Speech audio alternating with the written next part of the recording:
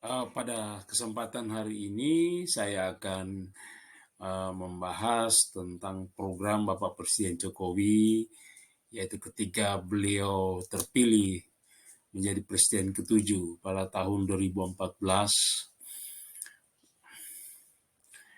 dan beliau menggagas suatu hal yang sangat mendasar bagi pendidikan kejuruan kita, yaitu ketika Menteri Pendidikan di bawah kepemimpinan Bapak Dr. Anies Baswedan. Ya, tahun 2014 beliau mengangkat menteri, kemudian 2 tahun kemudian beliau menggagas satu gagasan yang baru bagi pendidikan kejuruan. Bapak Presiden Jokowi ingin meningkatkan mutu pendidikan kejuruan, yaitu beliau mengeluarkan satu instruksi presiden, yang mana instruksi presiden tersebut digagas oleh kami sendiri ketika di VDC Malang bersama teman-teman alumni VDC Malang, yaitu ketika dilaksanakannya lomba LKS tingkat nasional di Malang Raya, ya, dilaksanakan di Malang. Dan saat itulah kami menggagas bagaimana isi daripada instruksi presiden tersebut. Pada awalnya kami tidak menyadari bahwa itulah isi daripada apa yang kami bahas waktu itu adalah isi daripada revitalisasi Impres nomor 9 tahun 2016. Tapi ketika pada bulan September tahun 2016, maka keluarlah instruksi presiden tersebut, yang mana untuk memperbarui tentang pendidikan nasional kita. Isi instruksi Presiden nomor 9 tahun 2016 tersebut adalah membuat peta pengembangan SMK. Membuat peta pengembangan SMK. Yaitu Bapak Presiden ingin memperbaiki bagaimana SMK itu. Ya. Sehingga satu gagasan yang kami buat itulah sebenarnya ini mengembalikan SMK kepada pemerintah pusat. Karena waktu itu yang mengatur SMK adalah otonomi daerah, itulah kabupaten kota. Kami rindu sekali mengembalikan SMK kepada pusat, ya, sehingga itulah lahirlah membuat peta pengembangan SMK. Kemudian kedua, menyempurnakan dan menyelaraskan kurikulum SMK dengan kompetensi sesuai dengan kebutuhan pengguna lulusan atau link and match. Sebenarnya ini sesuai dengan fungsinya adalah SMK menggunakan kurikulum yang berbasis industri. Ya, yang berbasis industri itu sebenarnya yang kami gagas waktu itu adalah kurikulum yang pernah dibuat oleh pemerintah Orde Baru, yang mana kurikulum itu adalah cukup bagus, ya. Bukan seperti kurikulum yang sekarang ini. Kurikulum SMK yang waktu itu adalah betul-betul berbasis industri. Yang dikatakan berbasis industri itu adalah kalau di bidang otomotif, kurikulum itu dilaksanakan oleh PT ATPM atau Toyota dan Mercy menggunakan kurikulum itu khusus untuk otomotif. Ya. Kalau yang lain mungkin saya kurang tahu. Jadi betul-betul berbasis industri. Nah, ketika berjalannya waktu, kurikulum 13 pada tahun 2019 ya berubah. Hari ini namanya kurikulum Merdeka Belajar, ya. Meskipun kurikulum 2013 atau kurikulum 13 yang istilahnya itu sebenarnya mengalami perubahan yang cukup signifikan. Ya. Ada 3 kali perubahan, 2015, 2016 atau 2018, ya. Ya, mengalami perubahan. Kemudian yang ketiga adalah meningkatkan jumlah dan kompetensi bagi pendidik dan tenaga ke pendidikan SMK, meningkatkan jumlah dan kompetensi bagi pendidik. Ya, ini guru ya, guru SMK yang begitu kurang sekali. Ya, ketika otonomi daerah hampir tidak ada pengangkatan. Ya, guru semakin hari semakin berkurang. Nah, semakin tahun semakin berkurang, ada banyak guru-guru yang senior udah pensiun. Sehingga SMK lama-kelamaan menjadi kekurangan guru yang betul kompeten di bidangnya. Saya teringat pada tahun 1988, 80-an lah. Itu puncak daripada kekurangan guru di Indonesia.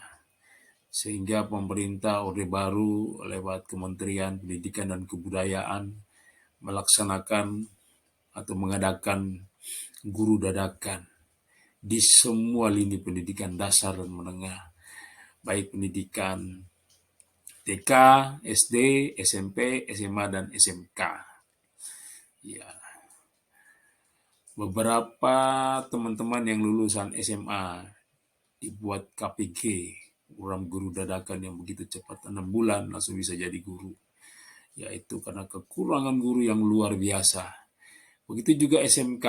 SMK mengadakan guru itu ada 3 tempat pendidikan, ya, yaitu Bandung, Malang, dan Medan. Ya. Dan saya sendiri adalah hasil guru dadakan yang diadakan pada tahun 1988 berada di Malang. Saya mendapat pendidikan SMK di Malang. Waktu itu guru D3. Di akhir dari masa Orde Baru, guru sudah mencapai katakan cukup ya untuk SMK waktu itu. Sehingga pengadakan guru dadakan berhenti pada tahun 90-an. Dadakan guru di Indonesia sudah penuh, cukup untuk bisa menghasilkan atau bisa mengelola SMK pada waktu itu. Dan juga di guru-guru yang S1 adalah dari Jogja, IKIP Padang, dan yang saya ingat itu. Sehingga di SMK pada waktu itu adalah alumni dari Padang, alumni IKIP Jogja, ya, ada beberapa dari alumni IKIP Malang juga. Itulah yang terjadi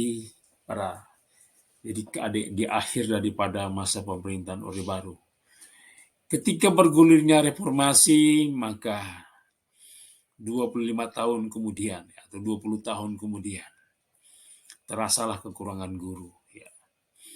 Dalam perjalanan reformasi, ya, ketika pendidikan diotonomi, guru semakin berkurang. Banyak yang pensiun dan pengangkatan pun hampir tidak ada, kembang kempis ya. Sedikit saja pengangkatan, tidak ada. Sampai hari ini, ya sampai tahun ini, 2022, guru hampir habis di SMK. Guru-guru yang potensi hilang. Sebenarnya di SMK tidak boleh terjadi demikian. Ada kesenjangan yang luar biasa. Karena pendidikan SMA tidak sama dengan pendidikan umum. Pendidikan SMA itu harus ada regenerasi, ya. Dia mengajar satu bidang tertentu harus didampingi oleh orang junior, ya. Sehingga estafet itu tidak hilang. Bagaimana cara mengemban atau mengajar pendidikan kejuruan itu berbeda dengan pendidikan umum. Sebab pendidikan kejuruan kalau tidak mengalami bagaimana caranya melihat langsung, ya sulit untuk mencari volume atau gaya mengajarnya seperti apa, karena SMK itu bertatap muka dengan anak di kelas sekitar 8 jam sehari penuh, ya, apalagi pelajaran praktek.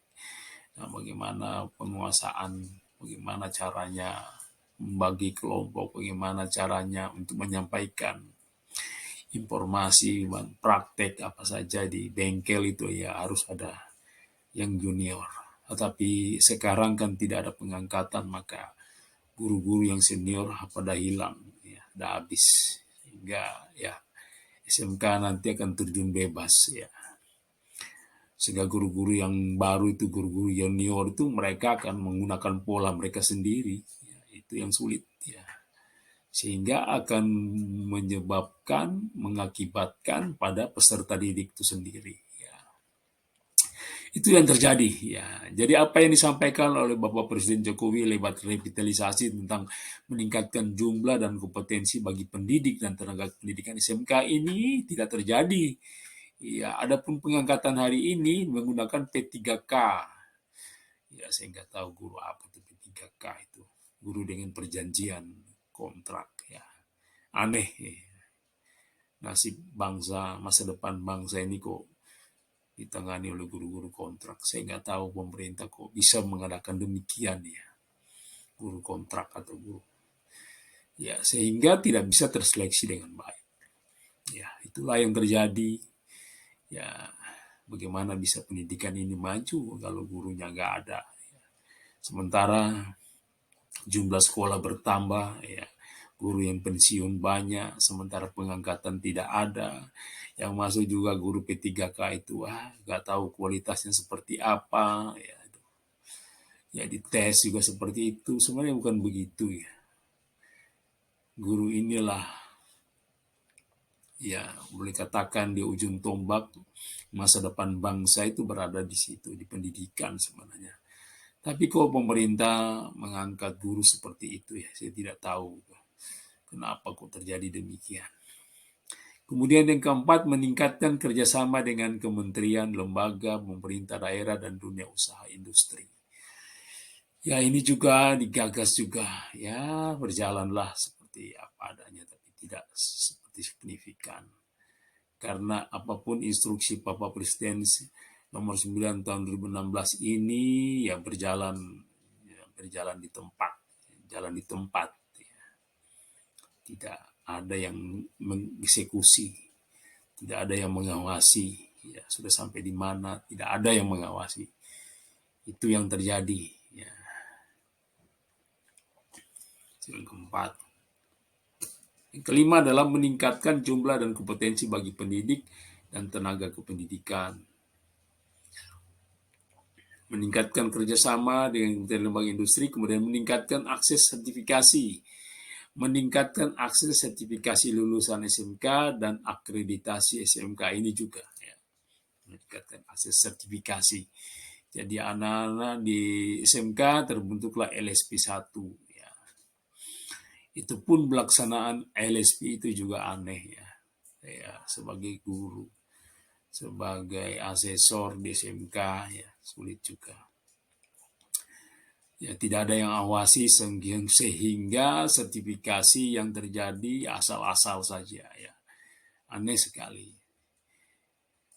3 mata diklat yang diujikan, tapi yang terlampir di sertifikat itu hampir semua bidang kompetensi. Ini aneh sekali, luar biasa ya. Sehingga memprihatinkanlah anak-anak kita. Tidak ketat ya. Asal lulus ya, asal ujian ya, asal pelaksanaannya ya. Tidak ada yang mengawasi. Mengerikan deh. Kemudian membentuk kelompok kerja dan pengembangan SMK. Ini juga ya, siapa sebenarnya membentuk kelompok kerja pengembangan SMK ini? Harusnya kan direktur SMK. Ya, tapi SMK ya seperti ini. SMK hari ini jauh sekali daripada zaman Orde Baru ketika di akhir-akhir tahun 90 ketika SMK mengalami puncak. Ya. Puncak dari SMK begitu luar biasa waktu itu. Sebelum terjadi otonomi daerah. Jadi singkat katalah apa yang terjadi pada selama daripada revitalisasi berjalan sekitar 6 tahun lebih memasuki 7 tahun ini. Ya, gak ada yang perubahan yang signifikan. Ya. SMK biasa-biasa saja. Kekurangan guru luar biasa. Kompetensi guru juga sangat kurang. Ya. apalagi tentang sertifikasi LSP, anak-anak juga luar biasa merosotnya. Aduh, jadi pendidikan ada 6 item yang ada di lembaga Menteri Pendidikan dan Kebudayaan itu ya sunyi senyap. Hari ini yang kita lihat ada perubahan kurikulum. Dari kurikulum 13 versi 2018 menjadi kurikulum merdeka. Ya, sama saja itu juga. Apa sih ya bedanya kurikulum merdeka dan kurikulum 13? Ya intinya katanya lebih mendidik anak, lebih fleksibel, tumbuh kembang anak itu dibiarkan dia berkembang sesuai dengan keadaannya, apa adanya, dan kurikulum juga lebih fleksibel. Ya bagi saya kurikulum itu sama saja sih. Apa sih fleksibel, apa sih yang lebih fleksibel. Karena terlalu fleksibel sehingga juga ujian yang dilaksanakan di sekolah ya semaunya sekolah. Seperti kami hari ini ujian semester 5 dilakukan cuma 30 menit satu mapel. Jadi satu mapel untuk kelas 3, kelas 12 itu 30 menit. 30 menit apa yang bisa dilakukan. Begitu juga kami ada 3 mapel, yaitu kelistrikan, chassis, dan engine. Masing-masing mendapat jatah 30 menit. Ya, para insan SMK, ya, apa yang bisa diharapkan dengan 30 menit itu? Ya. Mau tune up, apa yang dilakukan? Gak bisa juga. Tapi itulah yang terjadi dengan kurikulum, kata Mas Menteri, kurikulum yang fleksibel. Sekolah siap, sekolah dipersilakan untuk mengembangkan sendiri apa yang ada di kurikulum itu. Itulah ya, akhirnya seenaknya sendiri. Ya. Itu yang terjadi di revitalisasi. Sebenarnya program Bapak Presiden Jokowi bagus ya. Ketika beliau menggagas namanya revolusi mental, saya berpikir revolusi mental, wah Bapak Presiden luar biasa ini. Tetapi ternyata dengan 3 menteri hari ini, daripada Menteri Pendidikan, mulai dari Bapak Anies Baswedan, Bapak Prof. Muhajir Effendi, dan terakhir Mas Menteri Mas Nadiem Makarim. Ya, apa sih yang mereka bisa perbuat buat pendidikan nasional kita? Tidak ada yang luar biasa. Biasa-biasa sajalah.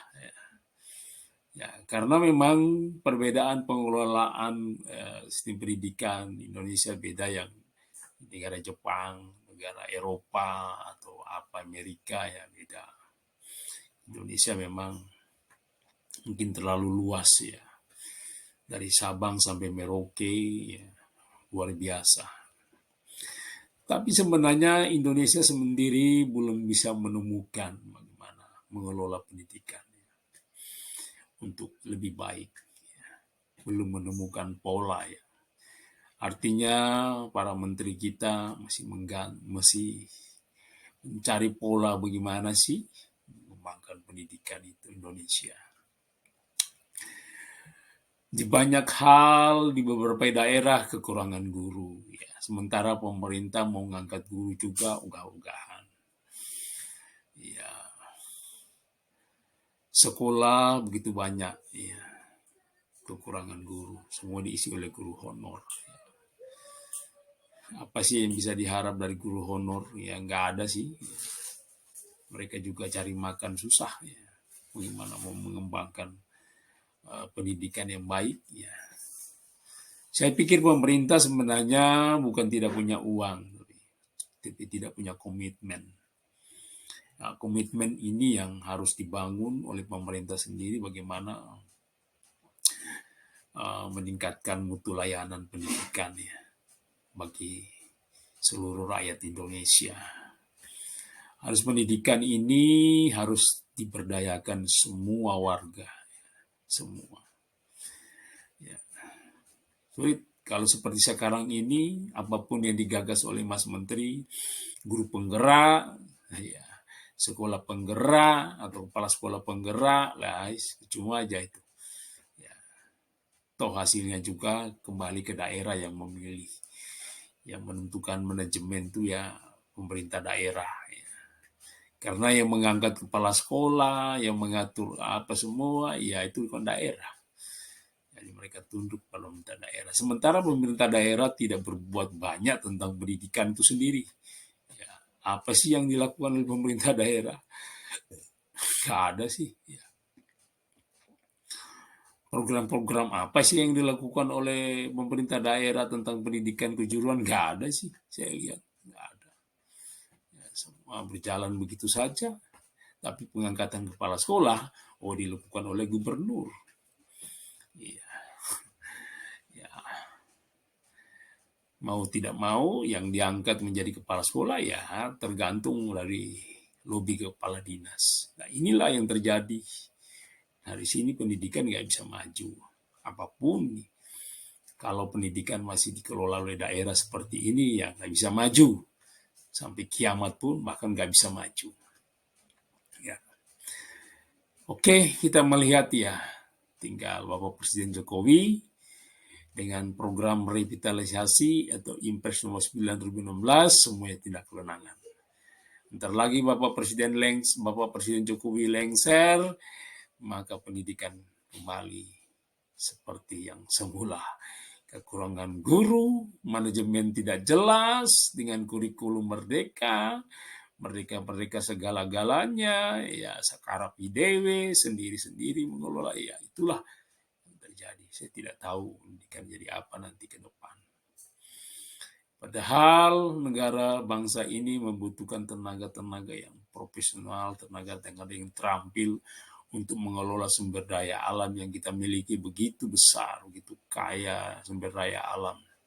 Tapi kita tidak punya SDM yang kompetitif, SDM yang kompeten di bidangnya. Ya.